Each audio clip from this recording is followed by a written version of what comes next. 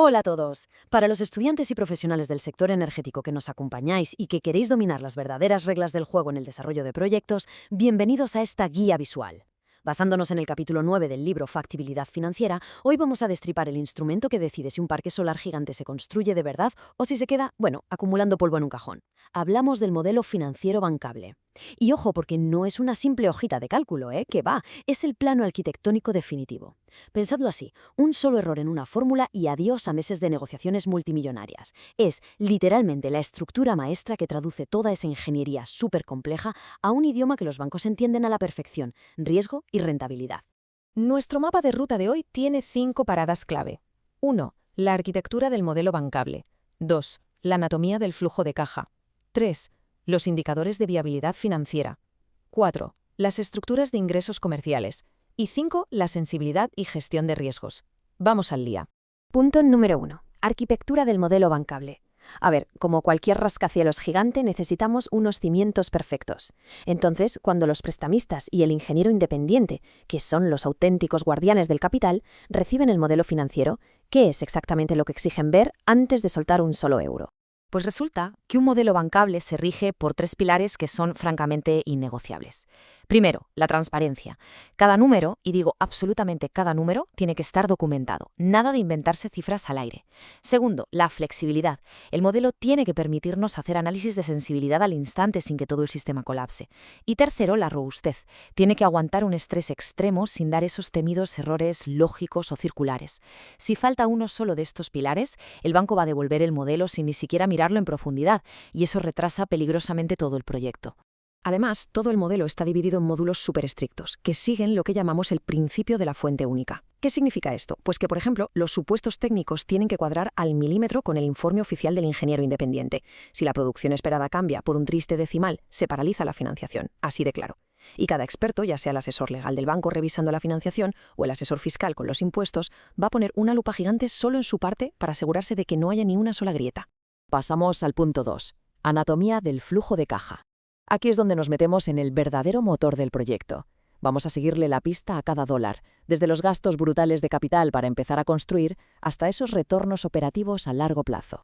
Y la pieza central de este motor es lo que en el sector llamamos el waterfall de pagos o la cascada de pagos. Suena muy técnico, pero vamos a quitarle el misterio. Básicamente es una cola VIP que dice quién cobra primero. Número 1. Los costes operativos, el OPEX, porque a ver, sin operación y mantenimiento no hay parque y no hay energía. Número 2. El servicio de la deuda senior. El banco siempre exige su parte primero, eso tenedlo claro. Después viene rellenar las cuentas de reserva. Y ya, solo al final del todo, si queda algo en el fondo del barril, el accionista se lleva su distribución. Es un orden jerárquico totalmente intocable.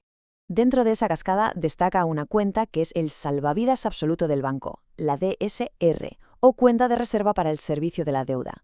Imaginad que es una caja fuerte sellada. Si viene un invierno súper nublado, la producción solar cae en picado o hay un fallo técnico inesperado, esta cuenta garantiza que el banco va a seguir cobrando religiosamente entre 6 y 12 meses sin interrupción. Es la red de seguridad maestra para no caer en un impago fulminante, dándonos tiempo para arreglar los problemas sobre el terreno. Punto 3. Indicadores de viabilidad financiera. Vale, tenemos el motor en marcha y la cascada fluyendo. Ahora toca mirar los diales del panel de control. Estas son las métricas exactas que deciden, con un sí o un no, si el proyecto atrae inversión institucional o si se descarta de inmediato por ser demasiado arriesgado. Aquí tenemos que separar muy bien dos conceptos clave. Por un lado, la TIR del proyecto, la rentabilidad sin apalancar. Esto nos dice lo rentables que son los paneles por sí solos, sin importar cómo los hayamos pagado. Suele estar entre un 7 y un 12%. Pero por otro lado está la verdadera joya, la TIR del equity, la rentabilidad para el accionista. Aquí es donde brilla la magia de la deuda financiera. Nos enseña cómo una deuda bien estructurada dispara la rentabilidad para los dueños del proyecto, llevándola a un rango muchísimo más atractivo, normalmente entre el 12 y el 18%. Pero si os digo la verdad, hay una sola métrica que le quita el sueño a los bancos, y es el DSCR, el ratio de cobertura del servicio de la deuda. ¿Qué es esto? Pues es el dinero contante y sonante que realmente genera el proyecto, dividido entre la cuota exacta de la deuda de ese periodo. Básicamente es el margen de maniobra, el colchón financiero que demuestra con números bien fríos que el proyecto no está viviendo al límite asfixiado por los pagos mesanes. En el mercado actual este colchón tiene que estar como mínimo indiscutible entre 1.10 y 1.15 veces la deuda. Pero ojo, aquí viene el gran secreto que separa a los profesionales de los novatos. Los guardianes del capital no calculan este colchón pensando en un año de sol normal, el típico escenario P50. ¿Qué va? Se ponen en lo peor. Usan un escenario hiperconservador, el P90. Asumen un año estadísticamente horrible de radiación solar. Si en esas condiciones malísimas el proyecto no da para pagar la deuda, olvidaos, no hay financiación. Las mates tienen que salir incluso en la peor adversidad. Llegamos al punto 4. Estructuras de ingresos comerciales. Hablemos del combustible de todo el sistema financiero. Porque seamos realistas, sin ingresos blindados a largo plazo, ya puedes tener el mejor diseño de ingeniería del mundo, que financieramente carece de valor real. Existen varias estrategias para vender esta energía. Si firmas un PPA, un contrato a largo plazo, con una entidad pública tienes una bancabilidad extrema gracias a las garantías estatales que hay detrás. Si firmas un PPA corporativo con un gigante tecnológico o industrial, también es genial, pero el comité de riesgos del banco va a analizar sin piedad la solvencia de esa empresa. Y finalmente, vender la energía libremente en el mercado, el formato merchant, introduce volatilidad pura. Dependiendo de quién te compre la luz, el perfil de riesgo cambia radicalmente y con ello el acceso y el coste del dinero que te van a prestar. Y finalmente, el punto 5, sensibilidad y gestión de riesgos. Porque claro, un modelo financiero muy detallado pero estático es una ilusión peligrosísima. Para que sirva de algo, tiene que salir del laboratorio y demostrar cómo sobrevive bajo turbulencias severas y pura volatilidad de mercado. ¿Qué pasa si de repente el precio de la energía cae un 10%? ¿O qué pasa si hay un tapón en la cadena de suministro mundial y el coste de construir el parque se nos dispara un 20% en meses? Estas son las verdaderas preguntas críticas. Al modificar estas variables, en cuestión de milisegundos todo el modelo tiene que recalcularse desde la primera línea hasta la última, para decirnos si el proyecto se hunde irremediablemente o si tiene la solidez para mantenerse a flote y seguir pagando la deuda. Cuando hablamos de infraestructuras masivas de cientos de millones, cambiar una variable a la vez se queda corto. Los grandes bancos exigen la simulación de Monte Carlo. Es la prueba de estrés definitiva. Imaginaos un software lanzando decenas de miles de escenarios al azar de forma simultánea, poca producción solar combinada con tipos de interés altísimos y fallos en los equipos. El objetivo es brutal y matemático. Hay que demostrar con estadísticas que la probabilidad de no poder pagar la deuda es menor al 5% durante toda la vida útil.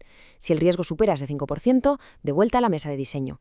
Para todos esos riesgos que la matemática y la ingeniería no pueden eliminar del todo, la única salida profesional es transferirlos a un tercero mediante seguros superpotentes. Hablamos de seguros todo riesgo durante la construcción, coberturas por interrupción del negocio en la fase de operación e incluso topes a las tasas de interés en el frente financiero. Y un aviso claro desde las trincheras: intentar negociar estas complejas pólizas a última hora es un error de novato que, casi siempre, acaba retrasando semanas o meses el ansiado cierre financiero.